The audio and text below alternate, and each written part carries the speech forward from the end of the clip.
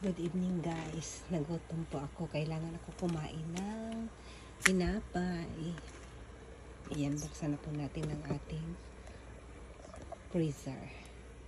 Ayan po guys. Yung tinapay ko na binili ko sa Pilipinas ay nandito pa po.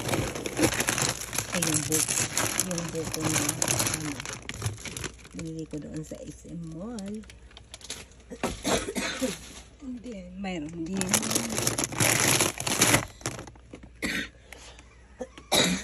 excuse me, bibingka. May ubo ako mga kalalam. Yung bibingka. Yan. Labas ko po siya ngayong gabi. And then, kainin ko bukas. Kasi napakatigas talaga na.